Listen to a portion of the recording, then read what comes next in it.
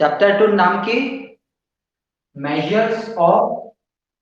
Dispersion. Okay, chapter नाम measures of dispersion. Now what is dispersion?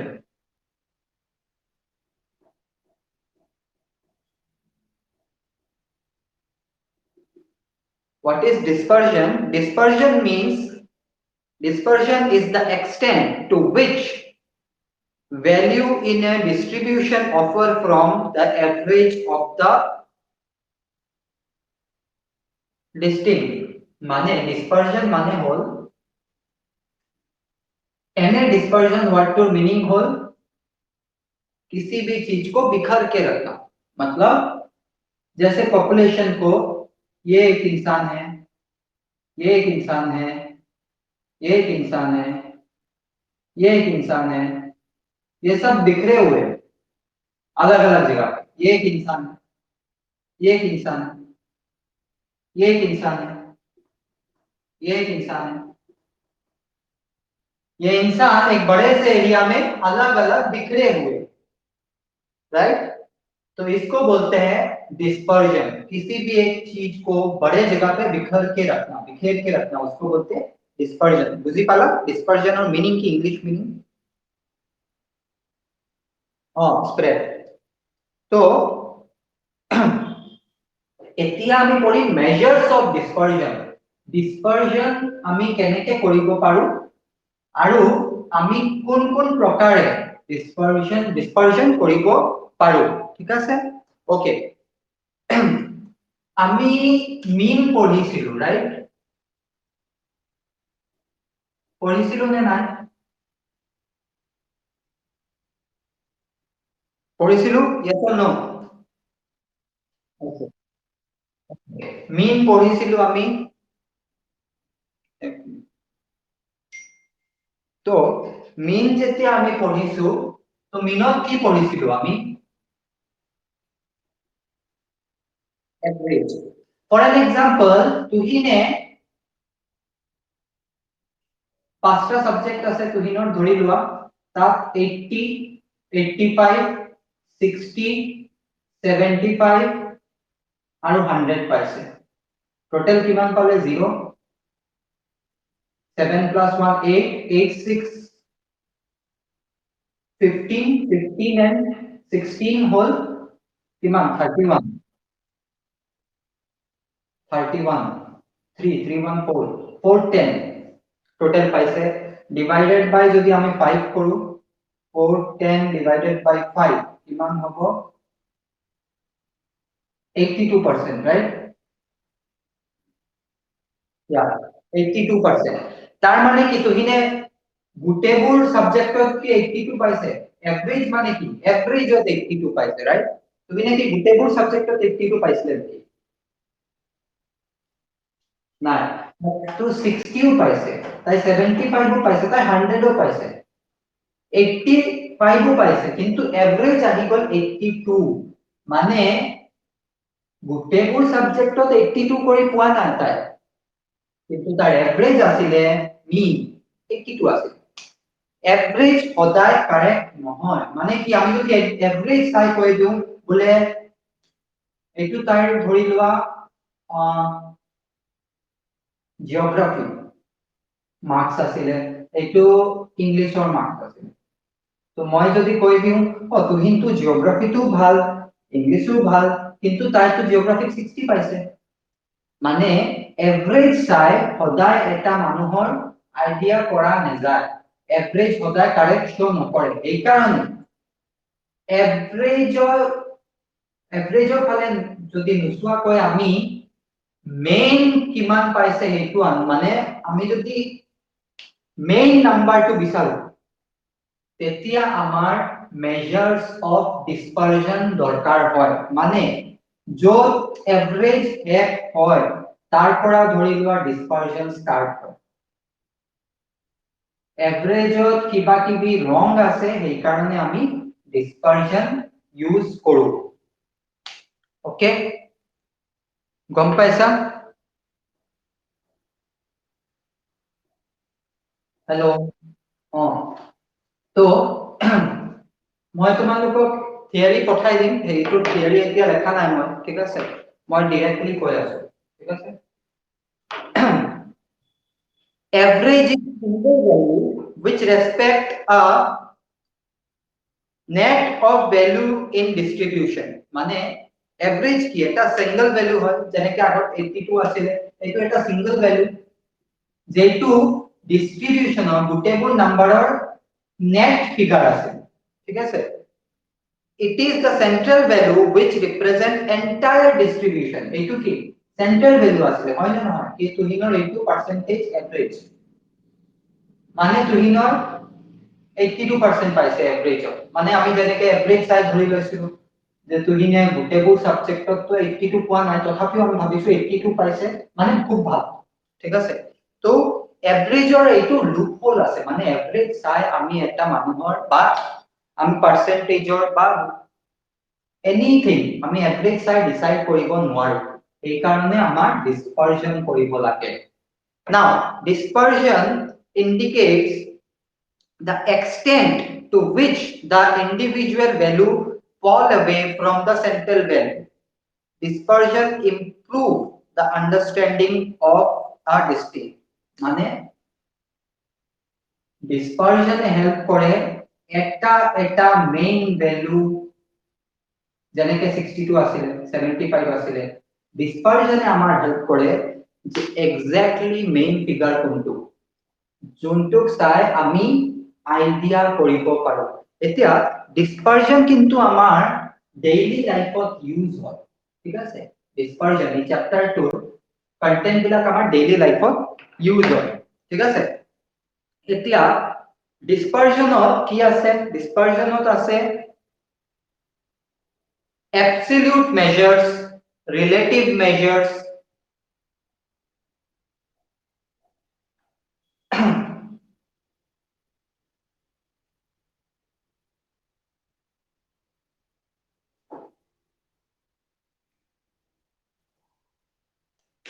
ডিসপাৰশনৰ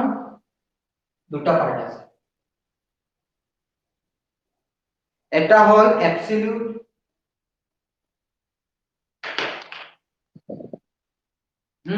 কোৱা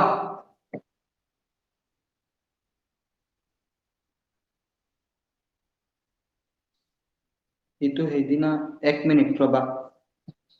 মই আহি আছো।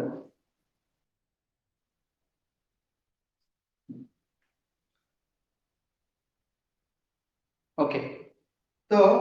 ডিসপাৰশনৰ এটা আছে absolute value, এটা আছে relative value। absolute value ভিতৰত পাম আমি range, quartile division,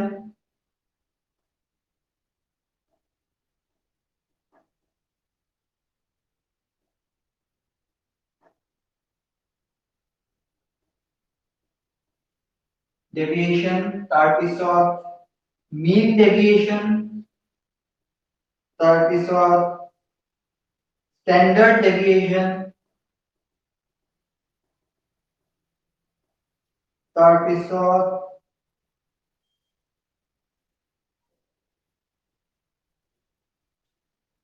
relative value ভিতৰত পাম আমি coefficient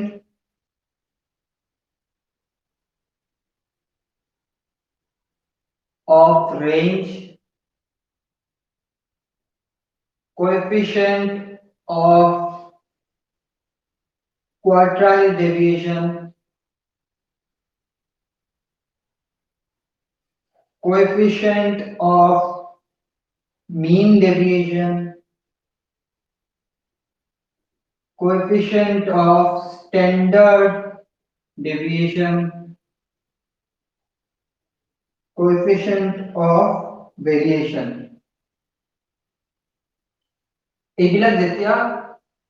আমি প্র্যাকটিক্যাল চাম সেইটো তেতিয়া বুজি পাবা, একো প্রবলেম নহব, ঠিক আছে। এতিয়া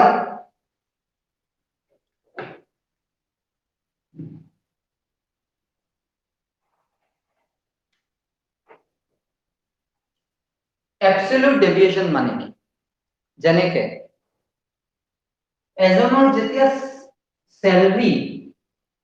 আমি লিখো যে ফর এন एग्जांपल 10,000 লিখিম রাইট 15,000 লিখিম রাইট এতিয়া যেতিয়া আমি কোনো বস্তুৰ ধৰি লোৱা সলিড অবজেক্টৰ আমি যেতিয়া ওয়েট মেজাৰমেন্ট কৰো কিহত কৰিম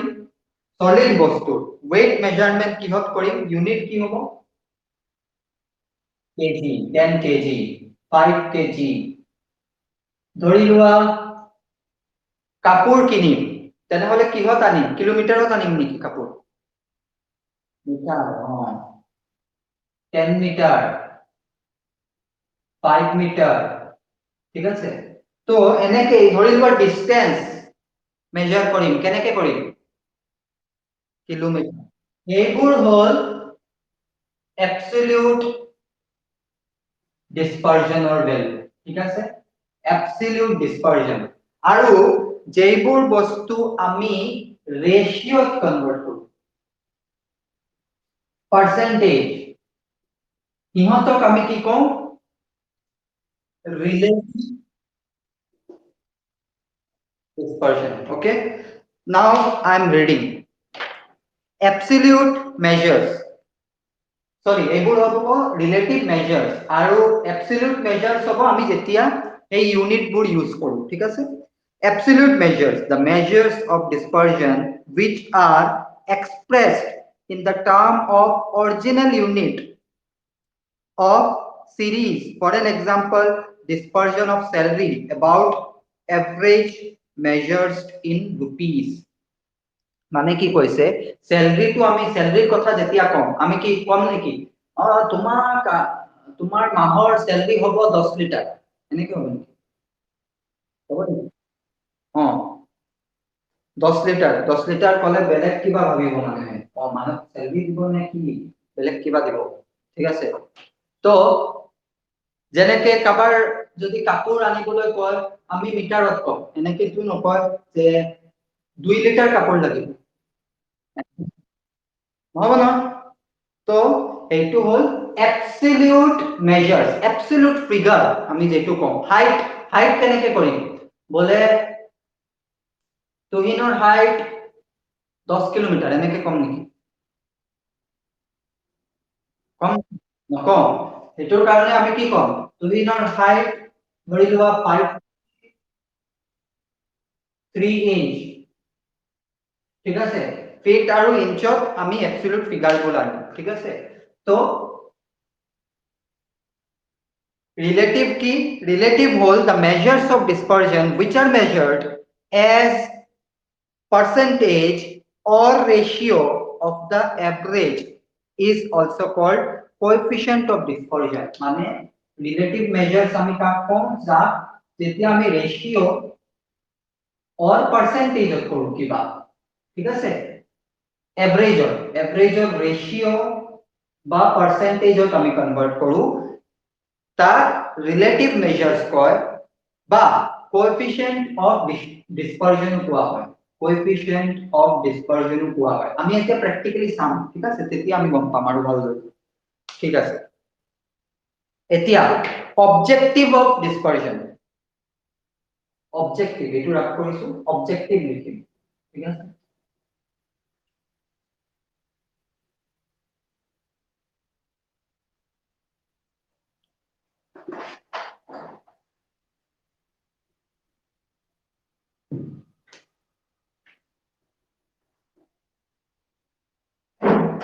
objective কি dispersion কিহৰ কাৰণে আমি ব্যৱহাৰ কৰো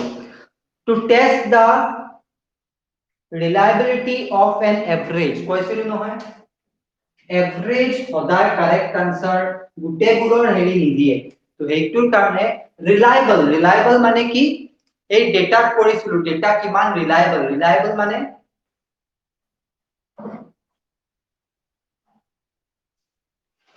reliable মানে authentic কিমান proven কিমান হসা কারেক্ট নে নহয় কারেক্ট আছে নে নাই এইবোৰ আমি dispersion দি টেস্ট কৰিব পাৰো এইটোৰ কাৰণে dispersion ইউজ কৰা হয় ঠিক আছে ফাৰ্স্ট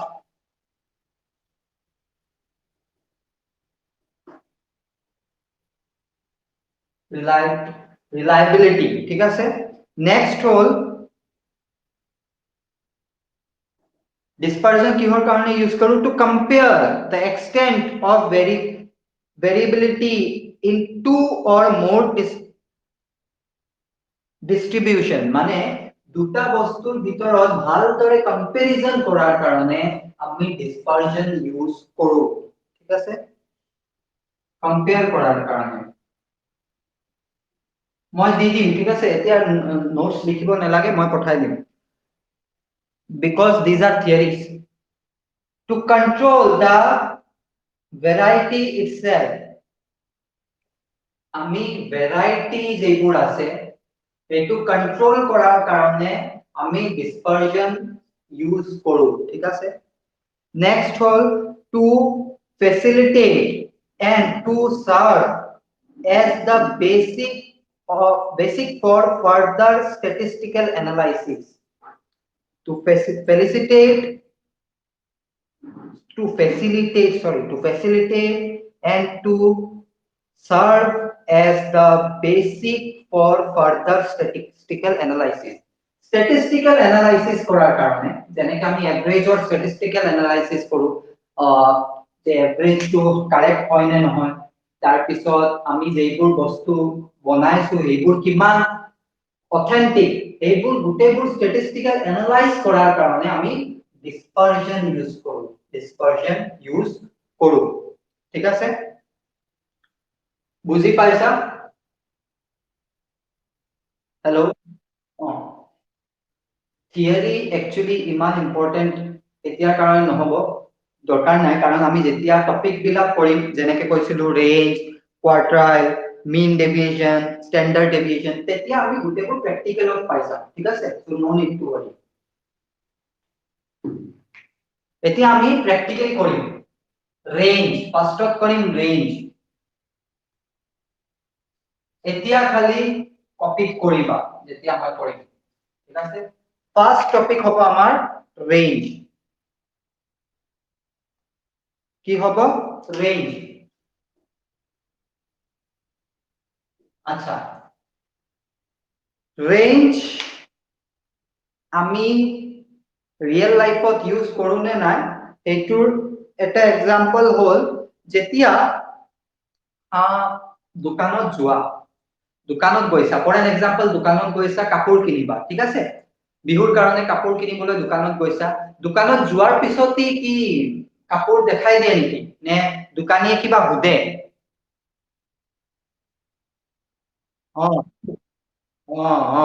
নহলে কি হয় জানা নহলে হল আটাইতকে প্ৰবলেম এই ছোৱালী মানুহৰ কাৰণে মানে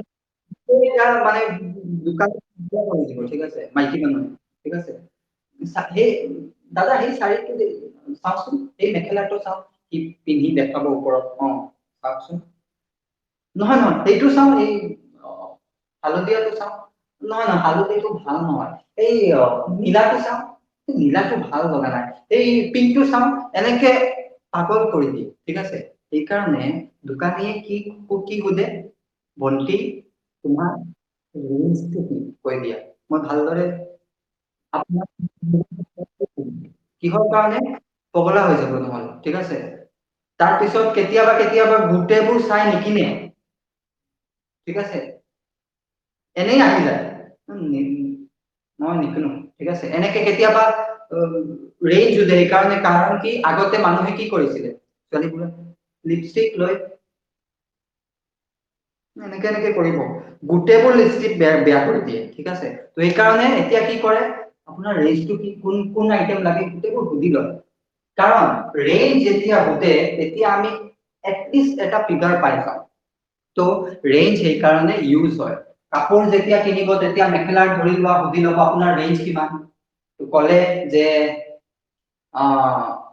10,000 ফৰ এন এক্সাম্পল তো কি কৰিব 1000 পৰা 10,000 লৈকে গুটেবোৰ মেখেলা দেখাই দিব ৰাইট 20,000 ৰ মেখেলা দেখাব নেকি কিহৰ কাৰণে because this is the range practically range ইয়াত ইউজ হয় আৰু এটা ইউজ হয়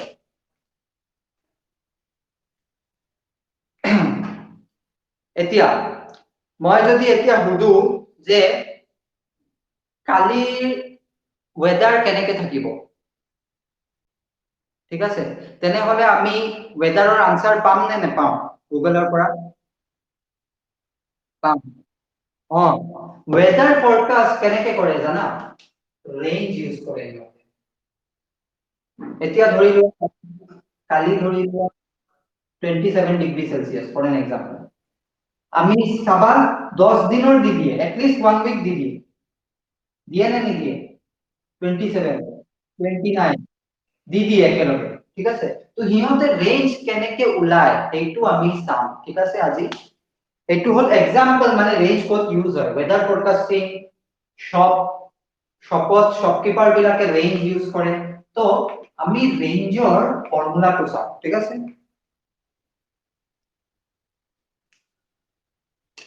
ৰেঞ্জ মানে কি range is the difference between largest and smallest largest number আৰু স্মলেস্ট নাম্বাৰৰ ডিফাৰেন্সক কি কয় ৰেঞ্জ মানে লাৰ্জেষ্টক ক'ব পাৰো হাইয়েষ্ট আৰু স্মলেষ্টক ক'ব পাৰো lowest so range is equal to highest minus lowest এটো হল ৰেঞ্জৰ ফৰ্মুলা মানে যেতিয়া মই কৈছিলো 1000 रुपीसৰ পৰা 10000 লৈকে মেখলা দেখাব তো মেখলাৰ ৰেঞ্জ কি হ'ব 10000 minus 1000 is equal to 9000 is the range বুজি পাইছা তো ৰেঞ্জৰ ফৰ্ম মই থিয়ৰি কৈছো theory hall range is it is defined as the difference between the largest and the smallest item in the distribution মানে টেবিলৰ ভিতৰত যেবোৰ আমি টেবিলৰ ডিস্ট্ৰিবিউশন টেবল যেনেকে ইন্ডিভিজুয়াল ডিসক্ৰিট তাৰ পিছত তোমাৰ কন্টিনিউয়াস এই সিৰিজৰ ভিতৰত লাৰ্জেষ্ট আৰু স্মলেষ্টৰ ডিফাৰেন্স খিনি আমি কম ৰেঞ্জ হাইয়েষ্ট আৰু লোৱেষ্টৰ ভিতৰত যেটো ডিফাৰেন্স তাক আমি কম ৰেঞ্জ ওকে এতিয়া হল কোএফিশিয়েন্ট অফ ৰেঞ্জ আমি পঢ়িছিলো নহয় কোএফিশিয়েন্ট তো কোএফিশিয়েন্ট অফ রেঞ্জ মানে কি আমি এইটো দেখিম ঠিক আছে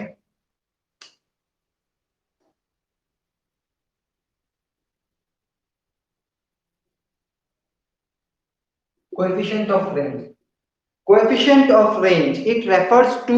the ratio of difference between two extreme items of the distinct of their sum মানে দুটা এক্সট্রিম আইটেমৰ যেটো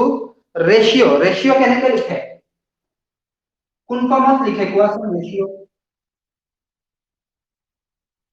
1:2 ঠিক আছে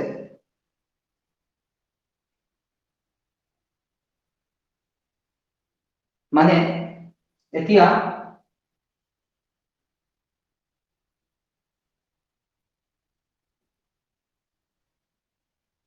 হৈ গল হল নে হৈছে না না তো এতিয়া আমি যেতিয়া ৰেশিওত কনভাৰ্ট কৰিম দুটা ডিফাৰেন্সক তেতিয়া তাক কয় coefficient for an example coefficient of ৰেঞ্জৰ ফৰ্মুলা হৈছে h minus l divided by h plus l ঠিক আছে এইটো হল কোএফিশিয়েন্ট অফ ৰেঞ্জৰ ফৰ্মুলা মানে highest minus lowest plus divided by highest plus lowest ঠিক আছে এতিয়া আমি দুটা এক্সাম্পল দেখিম তাৰ পৰা আমি বুজি পাম ফাৰ্স্টত তো আমি ৰেঞ্জ উলাম ৰেঞ্জ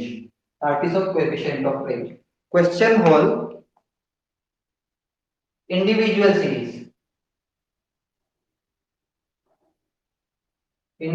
সিৰিজৰ ৰেঞ্জ উলাব লাগে সিৰিজটো কি দিছে এইটো চাই লও মাৰ্কস দিছে স্টুডেন্টৰ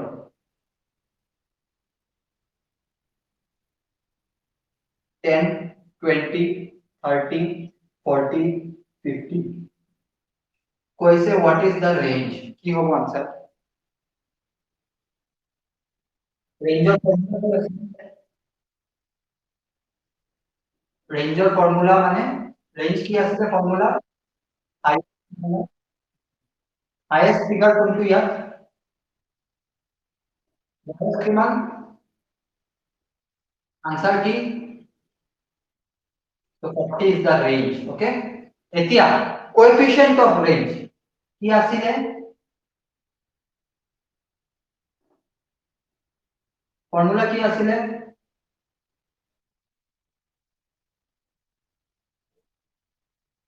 এইটা फॉर्मूला তো এতিয়া মই চাম highest minus lowest highest minus lowest highest किमान 50 40 divided by sorry 50 minus 10 divided by 50 plus 10 50 minus 10 किमान 40 50 plus 10 किमान 40 divided by 60 माने ইয়াত হৈ গল তোমাৰ 2/3 এইটো ডেসিমেলত কনভাৰ্ট কৰা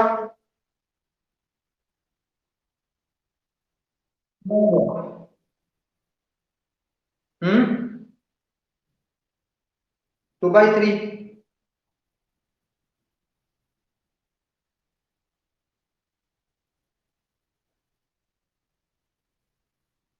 এইটো 0.67 okay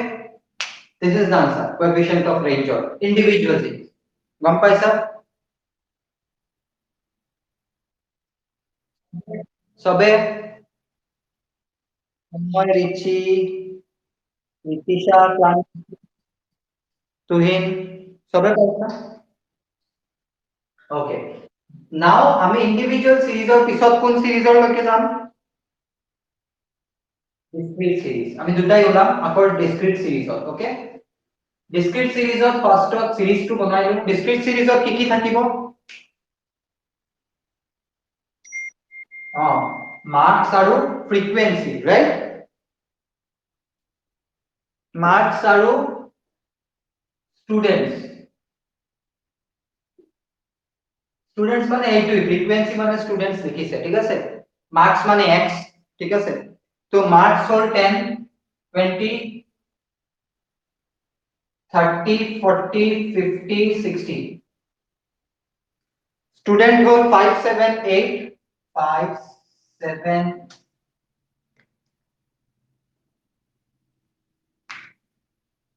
5 7 8 7 5 2 फर्स्ट की उलाम रेंज फॉर्मूला की आছিলে very easy এতিয়া শুনা মনত ৰাখিবা dispersionত range উলোৱাৰ টাইমত we have nothing to do with frequency এটো এনেই দিছে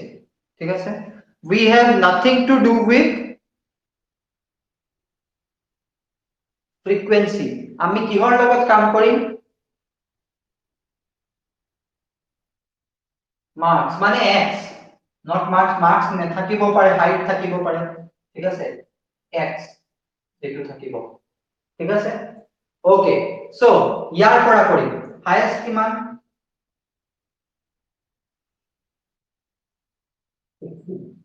लोएस्ट किमान 10 आंसर किमान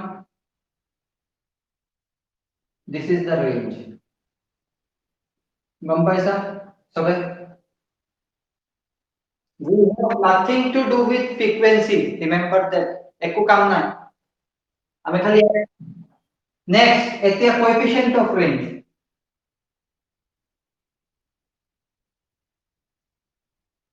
formula key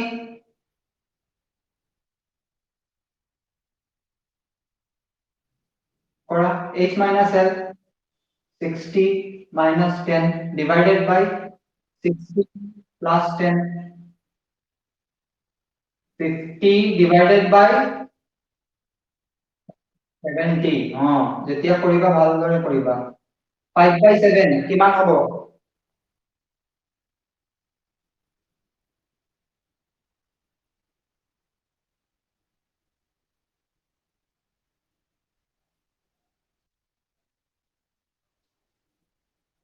answer is 0.71 is the coefficient of range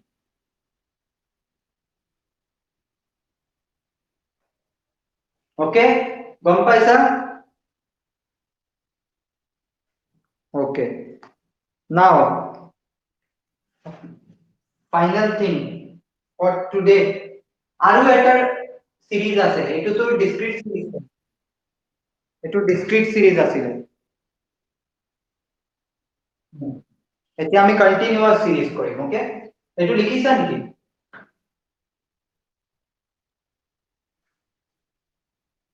লিখি লোৱা যদি লিখা নাই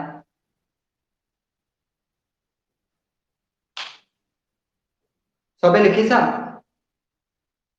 okay continuous series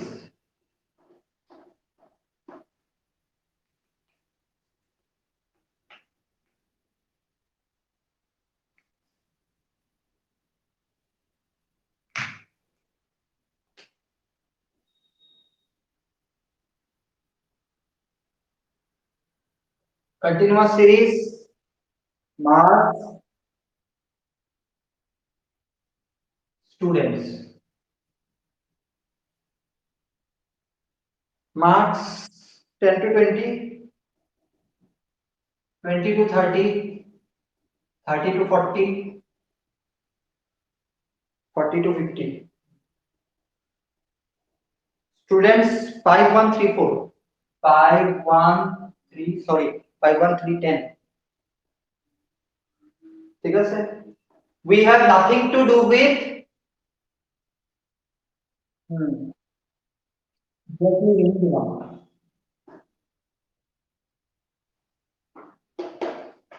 highest minus lowest highest কিমান 50 lowest কিমান 10 answer কিমান 40 coefficient of range highest minus lowest divided by highest plus lowest highest किमान 50 lowest किमान 10 highest किमान 50 lowest किमान 10 40 minus 60 3 by 2 again किमान होगा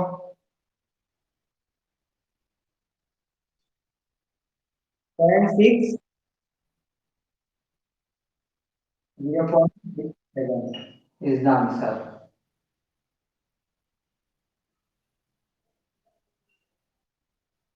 now see এটা কথা মনত ৰাখিবা এইটো কি সিৰিজ কন্টিনিউয়াস সিৰিজৰ ভিতৰত কি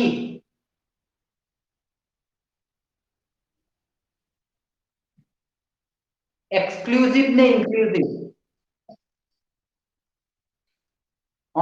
মনত ৰাখিবা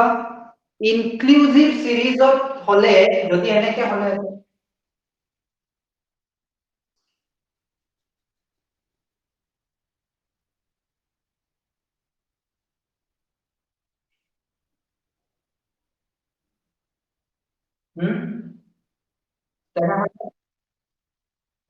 ইনক্লুসিভ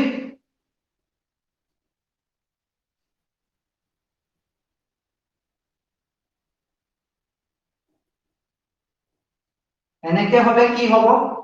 আমি কি কৰিব লাগিব মনত আমাক এইটো এক্সক্লুসিভ সিৰিজত আমি ফাৰ্স্টত কনভাৰ্ট কৰিম তাৰ পিছত আমি কি উলাম ৰেঞ্জ আৰু কোএফিশিয়েন্ট অফ ৰেঞ্জ ঠিক আছে এইটো আমি কৰিম আজি নকৰো এটো আমি কৰিম সাম কিন্তু এতিয়াটো এটো এতিয়াটো এনেকে আছে এক্সক্লুসিভ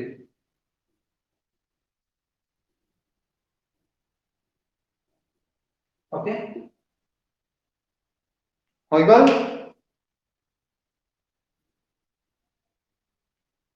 আচ্ছা for covering this range chapter we need total 4 classes কিমান ক্লাস লাগিব বেটা at least 4টা আৰু ৰেঞ্জত বহুত ফৰ্মুলা আছে দে মনত আছে এটোটো খালি ৰেঞ্জ আৰু কোএফিচিয়েন্ট অফ ৰেঞ্জ হ'ল তাৰ পিছত কোয়াৰ্টাইল ডিস্ট্ৰিবিউশন কোএফিচিয়েন্ট অফ কোয়াৰ্টাইল ডিস্ট্ৰিবিউশন এটা class mean deviation and coefficient of mean deviation standard deviation coefficient of standard deviation third model curve fourth আৰু coefficient of variation হেতু fourth আৰু 4টাৰ পৰা 5টা ক্লাস লাগিব ঠিক আছে নাও কোৱা আৰু আগৰ একো নাই আজি ফাৰ্স্ট ক্লাস চ্যাপ্টাৰৰ ফাৰ্স্ট ক্লাস আজি মেজাৰ অফ ডিসপাৰশন এতিয়া ৰাফ কৰি দিছো মই ভিডিও পঠাম ভিডিও চাবা ঠিক আছে আৰু এটা কথা হল এতিয়াৰ পৰা তো জানাই কেটা বজাত ক্লাস লম 6 o'clock ঠিক আছে 6টাৰ পৰা ক্লাস লম আৰু নেক্সট ক্লাস হ'ব তোমাৰ থাৰ্সডে ঠিক আছে পৰহি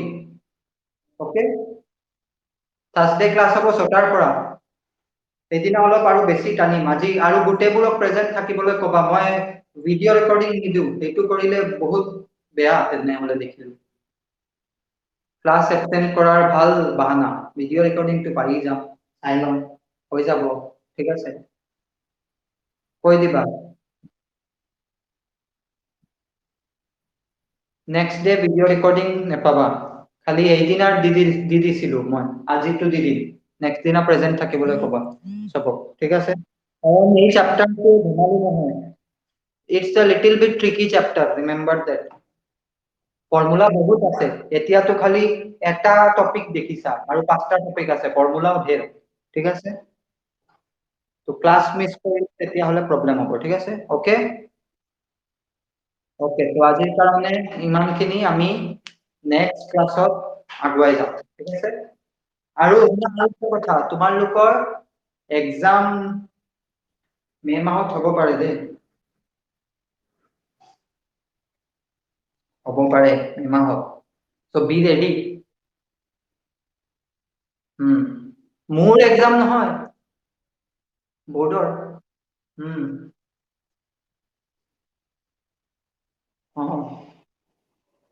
বি ৰেডি ফৰ এভৰিথিং ঠিক আছে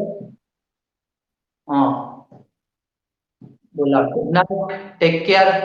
have a great day good night